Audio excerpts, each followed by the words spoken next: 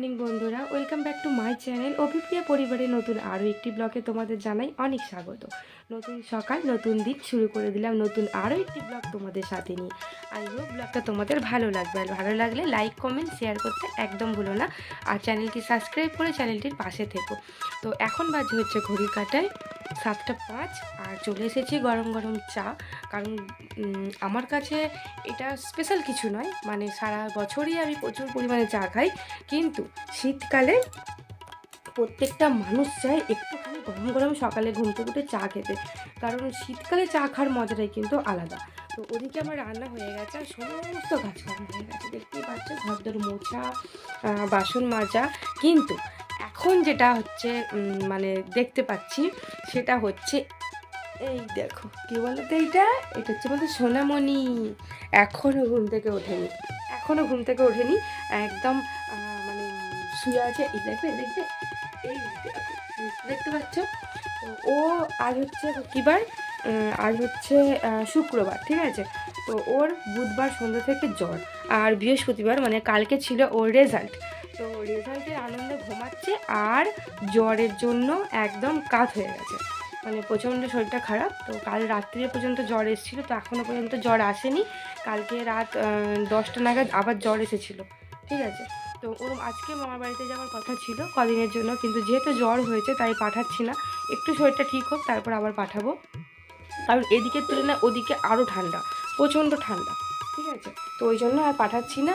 আর আমাকেও যেতে বলছে অনেক করে, কিন্তু আমি আর যাবো না এখন, কারণ সামনে আরও দিন আসছে যাবার, বুঝতেই পারছো, তোমরা তো বিয়েবাড়ির ব্লগগুলো পেয়েছো।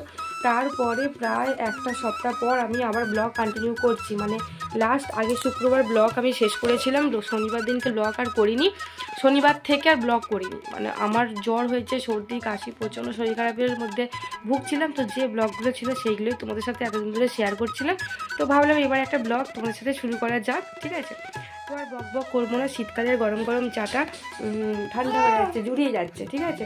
আর এই দেখো উঠে বলেছে, কে উঠেছে? ছোনামণি উঠেছে গো, এটা আমার ছোনামণি উঠেছে। চলো গরম গরম চা। তো এই যে বসে বসে চা খেতে খেতে মেয়েকে ডাকছি, আর আমার পিছনের ব্যাকগ্রাউন্ডটা একটু ইগনোর করো, ওখানে যত চুড়িদার আছে সব গুছিয়ে রাখা আছে, কিন্তু এত ধুলো পড়ে যায় না, আসলে এখন তো আর পরা হয় না, মেয়েকে মানে স্কুল থেকে আনতেও যাওয়া হয় না। তো ওই জন্য সব কিছু গুছিয়ে একটা শাড়ি ঢাকা দিয়ে রেখেছি, যাতে একটা শাড়ির ওপরেই ধুলোগুলো পড়ে, আর সেটা ভালো করে কেচে দিলে পরিষ্কারও হয়ে যায়, তাহলে সব করাতে ধুলো পড়ে যাবে এইভাবেই।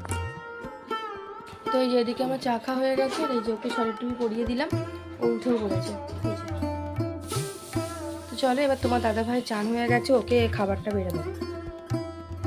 তো কি ভাবছো যে আমরা রাত্রিবেলা দেখা করছি? না গো, এখন বাজে হচ্ছে ঘড়ির কাঁটায় 9টা 10, ঠিক আছে। এই দেখো আমার লেপ কাঁথা টাথা মুড়ি দিয়ে শুয়ে পড়েছিলাম, মাকে ফোন করছিলাম, তারপরে এই যে এবার উঠবো, বিছানা গুছবো আর টিফিন করব। তো এই যে মানু মানু, তুমি স্কুলে কি হয়েছে মা একটু বলে দাও। কালকে রেজাল্ট বেরিয়েছে, ও ফার্স্ট হয়েছে।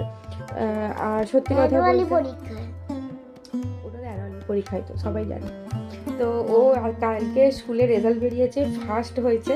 ভীষণ ভীষণ ভীষণ আনন্দ হচ্ছে আমার, যে ওর পিছনে দেওয়া সময়টা বা খাটুনিটা সার্থক হয়েছে। আর ও যে এতদিন এত মার খেয়েছে, বকুনি খেয়েছে, আর মানে ও অবশ্যই খেটেছে, অবশ্যই। আমি যদি ওকে শুধু পড়াতাম, ও কি আর ফার্স্ট হতো? ও অবশ্যই খেটেছে। তো সব মিলিয়ে ভীষণ আনন্দ হচ্ছে। আর এটা হচ্ছে মায়েদের কাছে সবচেয়ে মানে বড় পরীক্ষা, যে মানে ছেলে মেয়েদের কতটা কি উপর দিকে তুলে দেওয়া যায়, মানে কতটা কি মানে উন্নতি করা যায়, কি বলবো আর বোঝাতে পারছি না, আনন্দের ভাষাটা প্রকাশ করতে পারছি না, ভীষণ আনন্দ হচ্ছে। তো চলো, এই যে তোমাকে জানানো ছিল। আর আমি এখন উঠে পড়ে বিছানা গুছোতে হবে, 9টা 10 হয়ে গেছে। ভালোই লাগছে না, আর ঠান্ডাতে না একদম মানে গা হাত চলে না। তোমার দাদা ভাই চলে গেছে কাজে, তখন 8টা বাজে, আর সেই থেকে শুয়েই আছি, ঠিক আছে। তারপর বাপের বাড়িতে ফোন করেছিলাম, বাপের বাড়িতে একটা দুঃসংবাদ এলো। চলো আজকে আর আনন্দের দিনে দুঃসংবাদটা শেয়ার করছি না, পরে জানাবো। আর নাও জানাতে পারি, চলো বাদ দাও, ঠিক আছে। চলো এখন রাখছি, ফোন করতে অভ্যাস হয়ে গেছে, ওই না বলছি রাখছি, ঠিক আছে। চলো এখন এন্ড করছে, অন্ধকার দেখে বুঝতে পারছো, কারণ ঘরটাই তো অন্ধকার, দেখো ছোটো লাইটটা জ্বেলে রেখে দিয়েছে, বড় লাইটটা জ্বালিনি। আর বালিশটাকে কীভাবে শুয়ে আছে দেখো দুজন মিলে। আর জ্বর, এখন সর্দি, প্রচণ্ড সর্দি হয়ে আছে, মুখ চোখের অবস্থা দেখে বুঝতেই পারছো শরীরটা খুব একটা ভালো নেই ওর। এখন ওষুধ খাওয়াবো, ওষুধ খাইয়ে আর বিছনা গুছাবো। সংসারের কাজ কিন্তু মেয়েদের নিত্য জীবনে দৈনন্দিন একটা ঘটনা। সংসারের কাজ ছাড়া আমরা হাউসওয়াইফরা কী বার করতে পারি। তবুও একটুখানি কাজ তোমাদের সাথে শেয়ার করে মনে হয় যে নিজের পায়ে দাঁড়াবো, কিন্তু জানি না কেন সবার কপালে তো আর সবটা হয় না। তবুও আশায় বুক বেঁধে থাকাই হয়তো মেয়েদের একটা জীবন। তো কিছু খারাপের মধ্যেও কিন্তু কিছু ভালো লুকিয়ে থাকে। আজ যেরকম কাল সকালবেলা আমি জানতে পারলাম আমার মেয়ে স্কুলে ফার্স্ট হয়েছে। সেই আনন্দটা মানে কোথায় রাখবো আর কিভাবে বোঝাবো তোমাদের সেটাই বুঝতে পারছি না। সত্যি ছেলেমেয়েরা যখন রেজাল্ট ভালো করে বা ভালো কোনো কাজ করে, গর্বে কিন্তু বাবা মায়ের বুকটা ভরে যায়।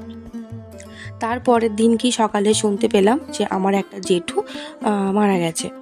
তো সেই দুঃখটাও অনেকটাই, কারণ ছোটোবেলা থেকে সেই জেঠুগুলোকে দেখি আমরা মানুষ হয়েছি।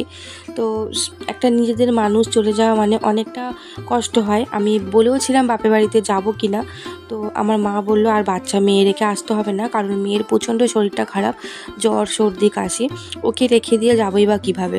তো ওই জন্য আর যাওয়া হয়নি। তবুও কিন্তু সেই পুরনো দিনগুলোর কথা মনে পড়লে সত্যি একটু খারাপই লাগে।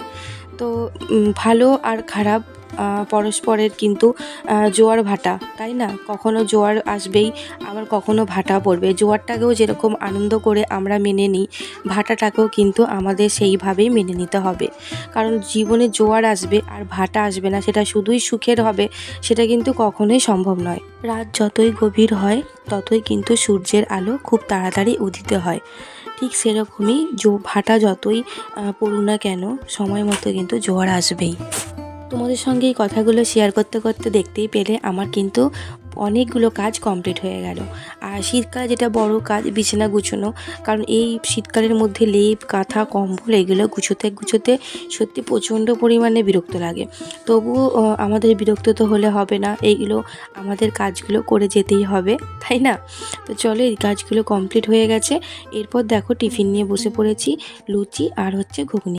মেয়ে যখন ফার্স্ট হয়েছিল তো মেয়ে আনন্দ করে বলেছিল মা আজ রাতে লুচি আর ঘুগনি করবে। তো সেই জন্য লুচি আর ঘুগনি বানিয়েছিলাম। সেইটাই বাসি কিছুটা ছিল, সকালে টিফিন হয়ে যাবে। ও তোমাদের দাদাভাইও খেয়ে গেছে, আমিও খাবো, আর মেয়েও খেয়েছিল। ঠিক আছে, তো মেয়ে যেহেতু আর কি জ্বর হয়েছে ওই জন্য খুব একটা ভালো কিছু খেতে পারছে না, এই আর কি। তো দুপুরবেলা চলে এসেছি, দেখো ডিম দিয়ে আলু তরকারি, আগের দিনের বাঁধাকপির তরকারি আর হচ্ছে ভাত, আর ওদিকে মেয়ের আছে মাছ ভাজা, বাঁধাকপির তরকারি আর ডাল দিয়ে ভাত মেখে দিয়েছি। তো দুপুরে লাঞ্চটাও এটা দিয়েই কমপ্লিট করলাম। আর মেয়ের শরীরটা খুবই খারাপ, ওই জন্য মাঝখানে আর কোনো ব্লগ শ্যুট করে উঠতে পারিনি, যতটা পারলাম এখন তোমার সাথে শেয়ার করলাম। তো আফটারনুন বলবো, আফটারনুন না, ইভিনিং বলবো না নাইট বলবো সেটাই কিছু বুঝে উঠতে পারছি না। এখন বাজে হচ্ছে ঘড়ির কাঁটায় 8:11।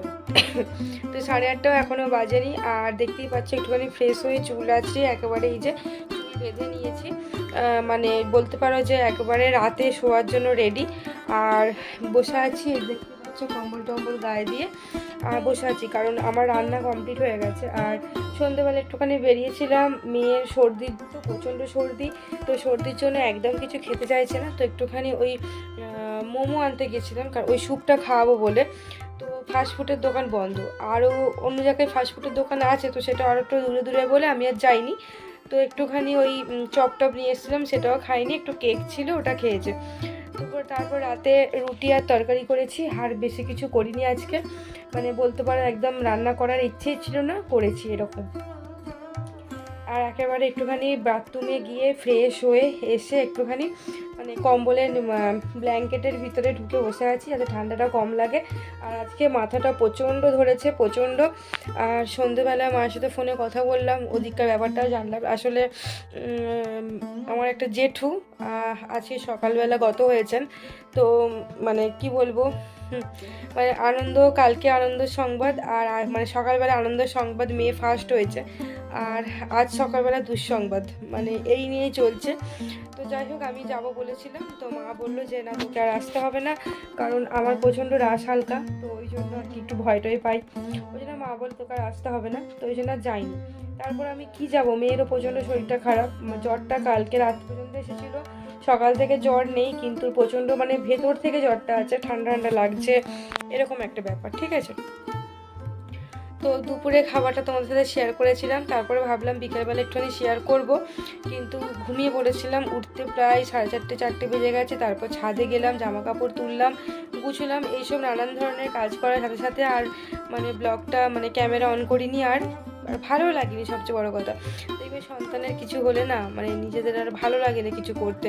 তো সকালে একটা মনে জোর নিয়ে যে ব্লগটা শুরু করেছিলাম, দুপুরের পর মেয়েকে দেখে আর সেই ব্লগটা কন্টিনিউ করার ইচ্ছেটাই হারিয়ে গেছে, তো এই আর কি। তো যাই হোক, আর রুটি আর তরকারিটা তোমাদের সাথে শেয়ার করলাম না, জাস্ট করেছি এই পর্যন্তই। কী আর শেয়ার করবো, রুটি তরকারি একদম মানে মানে লাইট তরকারি, শুধু টমেটো দিয়ে জিরে ফোড়ন দিয়ে তরকারিটা করেছি, ঠিক আছে। কাঁচা লঙ্কা ছিল না, তার জন্য একটুখানি হালকা গুঁড়ো লঙ্কাই অ্যাড করতে হয়েছে, কিছু করার নেই। তো চলো ব্লগটা এখানেই শেষ করছি। কেমন লাগলো ব্লগটা অবশ্যই কমেন্ট করে জানিও, ভালো লাগলে একটা লাইক করে দিও, চ্যানেলটি সাবস্ক্রাইব করে চ্যানেলটির পাশে থেকো। খুব ভালো থেকো, সুস্থ থেকো, সাবধানে থেকো। আজকের মতো tata tata tata, good night, bye bye. দেখা হবে নতুন কোনো একটা ব্লগ, নতুন কোনো একটা দিন। চলো।